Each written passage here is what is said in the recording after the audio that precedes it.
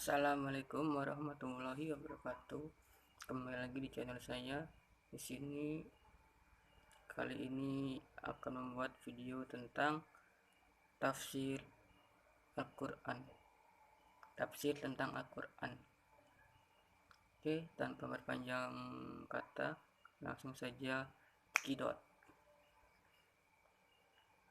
Oke, pertama pada pembahasan kali ini yaitu tentang makna Al-Qur'an. Al-Quran dari segi kebahasaan berarti berasal dari kata qara'a yang berarti menghimpun. Kata qara'a kemudian diartikan membaca, karena membaca adalah kegiatan merangkai dan menghimpun huruf dengan huruf yang lain kemudian mengucapkannya.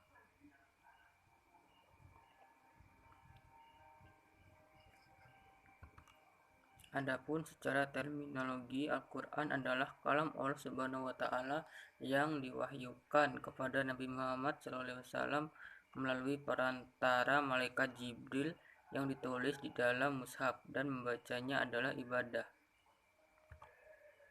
Kedudukan Al-Quran. Al-Quran yaitu sumber utama bagi umat manusia. Selain Al-Quran, ada juga hadis sebagai sumber kedua setelah Al-Quran. Di sini hadis untuk melengkapi Al-Quran apabila tidak ada makna yang tersembunyi di dalam Al-Quran itu. Kemudian ada fungsi Al-Quran. Fungsi Al-Quran sendiri dibagi menjadi dua, yaitu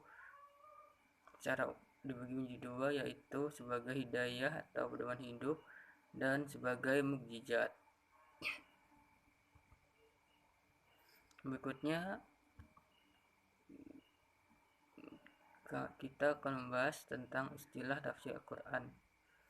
Terdapat beberapa istilah teknis terkait upaya memahami makna dan kandungan Al-Quran, yaitu bayan, tafsir, takwil, dan tadabbur. Meskipun istilah yang paling banyak populer ialah tafsir. Istilah tafsir secara umum setidaknya mengandung 3 makna, yaitu upaya untuk memahami makna dan kandungan Al-Quran. Kedua, ilmu yang digunakan untuk memahami makna dan kandungan. Ketiga, hasil-hasil pemahaman terhadap makna dan kandungan Al-Quran. Berikutnya ada langkah-langkah penafsiran Al-Quran. Langkah-langkah penafsiran Al-Quran yaitu ada 5. Pertama, terjemahan. Terjemahan adalah langkah awal yang ditempuh untuk memahami makna dan kandungan Al-Quran. Kandungan Al-Quran adalah melalui terjemahan ke dalam bahasa yang dipahami seseorang, khususnya mereka yang memiliki keterbatasan memahami bahasa Arab. Jadi terjemahan ini sangat penting untuk menentukan tafsir, karena banyak orang yang tidak tahu apabila Al-Quran itu cuma bahasa Arabnya saja, orang tidak akan mudah memahami Al-Quran. Makanya disinilah langkah utama yaitu terjemahan, biar orang-orang itu bisa memahami makna yang terkandung dalam Quran pada ayat-ayat tersebut, itu ayat Quran itu. Berikut terjemahan sendiri itu ada 2, yaitu terjemahan lafal dan terjemahan maknawiyah. Terjemahan lafal adalah bentuk penerjemahan yang berusaha mengalihkan lafal-lafal dari suatu bahasa ke suatu lafal-lafal yang serupa dalam bahasa lain. Susunan dan yang secara umum susunan dan tertib bahasa kedua sesuai dengan susunan dan tertib bahasa pertama. Contohnya yaitu pada surah Al-Fatihah ayat kedua, Alhamdulillahirabbil alamin.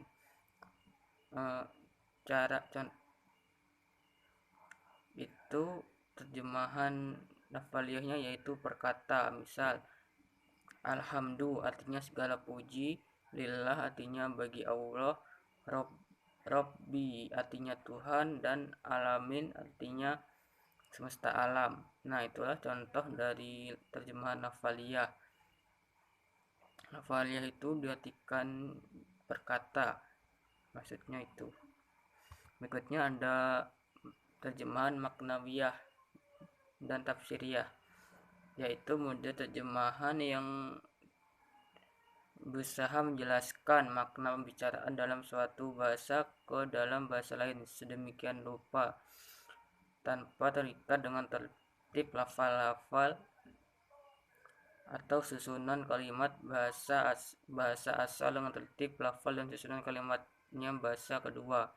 Contohnya yaitu seperti Al-Fatihah ayat kedua tadi, Alhamdulillahirrahmanirrahim, itu cara mematikannya tidak berkata tapi langsung secara kalimatnya. Yaitu contohnya Alhamdulillahirrahmanirrahim itu langsung artinya segala puji bagi Allah Tuhan pemelihara alam semesta. Nah, itu langsung tanpa berkosakata. Selanjutnya langkah kedua mencari penjelasan ayat dari hadis. Nabi Muhammad SAW sebagai pembina wahyu memperoleh kewenangan untuk menjelaskan kandungan Al-Quran. Hal ini ketiga, memahami kaidah-kaidah bahasa Arab dan makna kosakata dari ayat yang ditafsirkan.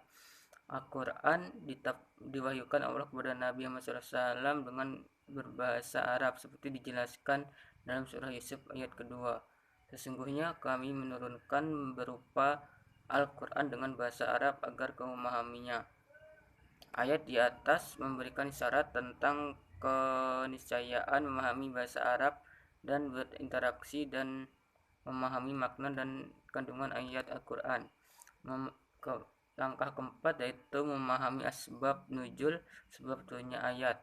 Jika ayat yang ditafsirkan mempunyai sebab nuzul, pengetahuan tentang sebab nuzul ayat akan membantu memahami makna dan kandungan ayat serta mencegah kemungkinan salah paham akibat tidak memahami sebab nuzul ayat yang ditafsirkan. Sebab nuzul yaitu contohnya seperti ayatnya itu sebab turunnya gimana, sehingga dalam penyusunannya itu bisa diceritakan sebab-sebab ayat itu turun. Kemudian memahami munasabah hubungan ayat. Al-Quran terdiri atas lafal ayat dan surah laksana mata rantai antara satu ayat dengan ayat sebelum dan sesudahnya, mempunyai kaitan yang tidak terpisahkan. Karena itu penafsiran terhadap satu ayat tidak dipisahkan dengan ayat sebelum dan sesudahnya. Oke, mungkin itu saja yang dapat saya sampaikan. Semoga bermanfaat bagi yang melihat video ini. Dan jangan lupa pencet tanda subscribe dan lonceng agar kedepannya saya bersemangat lagi untuk membuat video-video selanjutnya yang bermanfaat. Sekian dari saya. Wassalamualaikum warahmatullahi wabarakatuh.